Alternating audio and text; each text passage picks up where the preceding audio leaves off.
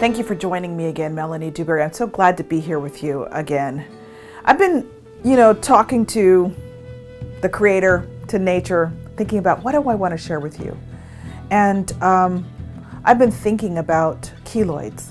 Do you know what keloids are? Well, let me tell you, because I have lots of them. Keloids are when your body gets a wound, it gets a hole. I have them on my ears from having my ears pierced. I have them on my shoulder from giving flesh offerings in a native ceremony, and I have them on my breast, and we don't know why they're there. But it's when your body gets a some sort of wound, and it tries to heal itself. And so it grows scar tissue. And the body doesn't recognize the scar tissue, doesn't recognize that it's healed, and so it keeps generating more scar tissue, more scar tissue, more scar tissue, until you have too much scar tissue. And so you have these big lobes of scar tissue over your body because your body doesn't recognize that it's healed. That's what happens sometimes to our heart, to our spirit out into the world. With all the isms in the world, we can be scarred by the world. So I want to talk to you about your keloids, because if you are anything past 14, you have keloids too. We can't remain in innocence forever, and that's a good thing, because otherwise we wouldn't become strong, wise, fierce human beings. But we also don't want to be held into the prison. So, because when we let our keloids, when we let the stories, when we let the homes of other people trap us, when we're walking dormant, asleep into the lives of the stories, the things that caused our own scarring, when we're held prisoner into the isms of the other people, the other worlds, then our beautiful heart starts to have that crepey skin. It starts to just hang, and we forget to use our heart. We believe that our heart is keloided as well. So I want to talk to you, I want to bring you back to the remembrance that I know you remember, that you, like this world, are 70% water, that water is of life and that water heals. I want to talk to you about your keloids, that there are scars for sure. There are scars on me for sure, but they make us strong. They are not the story of us. They are not the definition. They are not the definitive experience of us.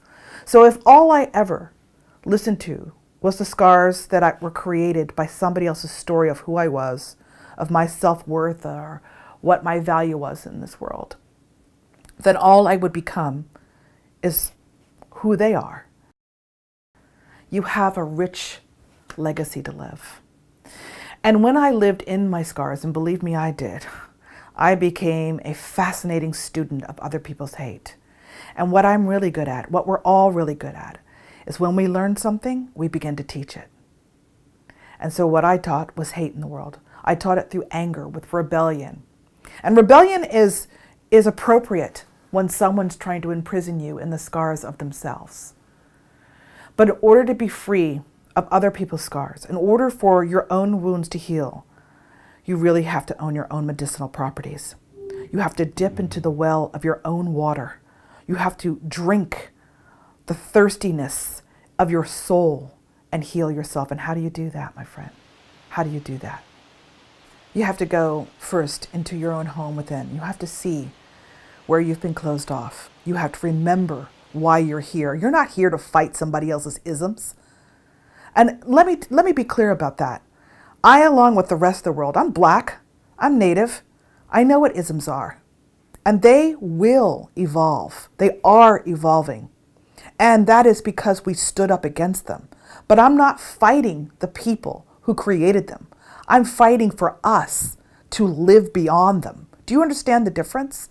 In order to stand in that difference, your heart has to be full. You must stand in your own fierceness, not against others, but for us. You see, this is what it is to be rooted into your indigenous nature, to remember you are of this earth. You are not prisoner to the scars that other people put on you. Those scars are your badge of honor. They are where your wisdom will flow from. But first, you have to leave their prisons. If you are fighting against, you are imprisoned. You are in their prison. I want you to take a stand for. I want you to remember who you are. I want you to look at your scars and see what they have to say. I want your scars to mean something for you, not against others. So I want you to start to think about yourself, of where you were interrupted. And I want you to go back there and to remember the person before the interruption. Remember the rooting of who you were, the beauty that you had, the truth of who you were. You were relatable to this earth, to God, to your cosmic consciousness, to the beauty of nature, animals, imagination, creativity. Sure, you might have had your innocence, but now you have something much more relevant. You have your wisdom. So go back and remember who you are. Don't you let the stories take you back into the pain. Remember who you are. Capture those essence of pieces of yours. And then here's what I'm going to suggest you do. You root yourself back into this world by remembering who you are and coming back and being with nature. So one of the things my elders constantly tell me to do, besides going out and being with nature, literally like going for a walk and looking at the wildlife, which always helps us remember who we are, always helps us rewrite our story, because the nature of the world is the story of the world. But they also tell me to go outside and to look up into the star nation and to have the conversation. But you can only have the conversation from the person you are, not the person that the scars made you. You have to speak from the voice of who you are, because only then will you hear the wisdom that's being downloaded from this beautiful, beautiful sky nation. And when you're out in the wilderness, when you're out in the forest, when you're out in the parks, when you're at the water, when you want the water to really heal you, when you want it to speak to you, you have to dip into it from who you really are.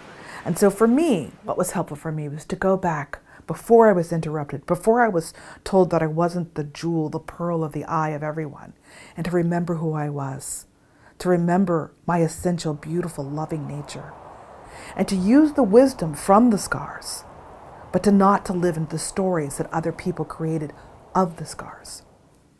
So go back into your beautiful nature and use this nature. Become your indigenous self. What does indigenous mean? It only means to be native to your area, and you are native to the natural world. The natural world will help you remember who you are, and then practice that. You'll hear the wounding come up. You'll feel the seductive, the hypnotic pull to speak from the scars, to speak from the wound, to fight the story. And your job is to stay present. The seduction will try to pull you away. It'll try to lure you. And your job is to stay rooted. Stay rooted in your indigenous nature, into your sky nation, into this beautiful soil, into this natural world, into your beautiful carbon, miraculous nature. Stay rooted. Let the story lose its grip. The story is not you. I know sometimes it's sexy to tell the story. Sometimes it creates lovely internal drama. Sometimes it creates a lovely fight in you. But you're tired of that. There's something more lucrative, more luscious for you. Use the story. Don't be used by the story. There's more to come. Aho, matakiase.